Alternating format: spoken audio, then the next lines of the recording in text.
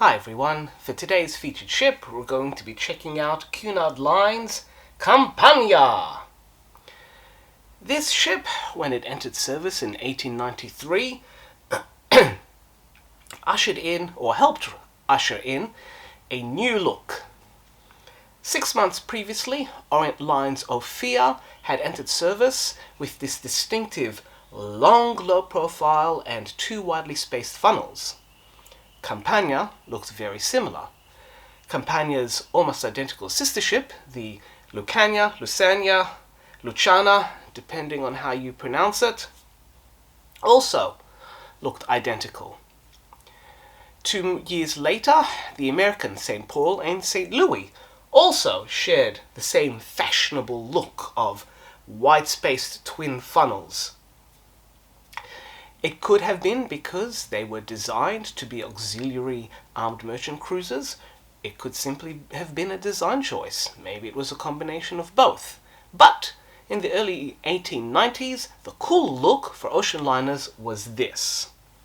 Of course, in 1897, the cool look became having 4 funnels, and we all know where that led. But back to Campania. This ship entered service and was a speed queen for one voyage, because when its sister ship entered service on its second trip, the Lucania managed to grab on to the blue ribbon until the Germans would eventually take it away. However, both ships could at least lay claim to having the blue ribbon. The vital statistics for the Campania are as follows. The Campania weighed 12,950 gross tons, was 622 feet long, which equates to almost 190 meters, had a beam of 65 feet, which again is almost 20 meters, and possessed some of the largest triple expansion steam engines, which could drive their twin triple-bladed propellers at a respectable speed of 22 knots, hence the blue ribbon. In 1901, both ships, Campania and Lucania, were fitted out with wireless equipment and proved the feasibility that ships could communicate across the Atlantic Ocean, and thus another revolution in the advancement of ocean liners and wireless technology was implemented. However, as the 19th century became the 20th century, these two ships slowly started to go out of fashion. Their interiors were typical of the period. My reconstructions are nothing compared to those of Steve Walker, and for those who are on the Facebook groups regarding ocean liners, do check out his incredible colorizations. They leave my efforts well and truly for dead. As I mentioned, in 1897, the Kaiser Wilhelm der Grosse changed the trajectory of ocean liners, and suddenly ships had to be big, four-funneled, and very fast. In 1905, Cunard rolled out the Pretty Sisters, the Carmania and the Coronia.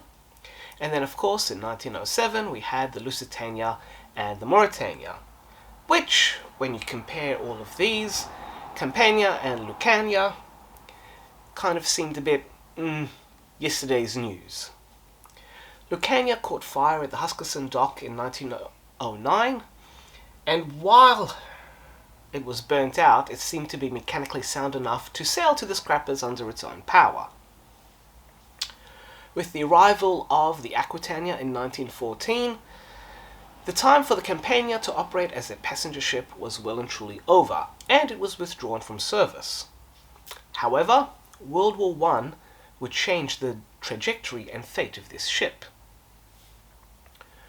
With the ship essentially no longer being required for a passenger ship, and with the premier liners being called up for trooping or hospital ship duties, the Royal Navy took the Campania and decided to do what it had been doing with some other cross-channel ferries, and converted into a seaplane carrier. And initially, it was a very basic conversion, with the ship painted overall grey and small flight decks added at the bow and the stern, with derricks to ferry in the aircraft. Not much was changed. But as World War I progressed and technology advanced, there was even a seaplane developed by Fairey called the Campania, which was designed to actually fly off a ship. And so in 1917, the Campania was taken in hand and given a comprehensive refit. And the ship's overall appearance was changed markedly. The afterhanger essentially comprised of removing all of the superstructure and being replaced with proper workhouses and derricks. A new mast was placed in front of the second funnel, and at the bow of the ship a substantial new ramp was placed, and apparently due to the size and angling issues, the front funnel had to be divided into two so that the ramp had enough space for the plane to get enough speed to take off, and then of course the ship's bridge was then placed awkwardly above all that. It must have been a very gusty place to command a ship. And in this guise, the Campania lived out what would be the final phase of its life. Unfortunately, on the 5th of November 1918, during a storm, the ship dragged its cables and collided not only with one, but two ships, with HMS Glorious and with HMS Royal Oak. The damage was substantial, and the photographs of the Campania rolling over and sinking are plentiful, which leads me to assume that it was a relatively slow sinking despite the extensive damage. Campania sank, and being a very old ship, the Navy wasn't too bothered by the loss of this pioneering aircraft carrier and seaplane carrier. But the wreck was blown up, and it was thought that the detonations had completely obliterated the wreck, but only a few years ago a survey was made to determine just how much of the wreck was left, and substantial elements of the bow ramp as well as parts of the hull are still not only intact but also recognizable. So it's safe to say that the Campania is still with us, quite battered, but the wreck of this storied trendsetter is still with us. There is no dedicated book covering the lives of these two ships as there is with the Campania and Coronia, or with Lusitania and Mauretania, but there is one magnificent book that I need to highlight for you, and it is this one, Campania and Lucania. Again, Lucania, Lusania, Luciana, depends on your pronunciation.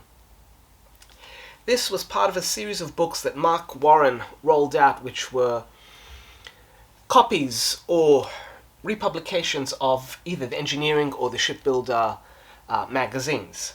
This particular book covers these two ships in exquisite engineering detail. If you love your cutaways, your plans, then this book will have everything required regarding these ships. I have reviewed this book earlier, so check out my review on that so you can have more information about this book and this ship. And there you have it. From trend-setting Speed Queen and design aesthetic through to trend-setting seaplane and aircraft carrier, the life of RMS Campania covered a broad spectrum of global events and technological achievements. And hopefully this video will inspire you to learn more about not just this ship, but about many other of these early liners that powered us through into the 20th century.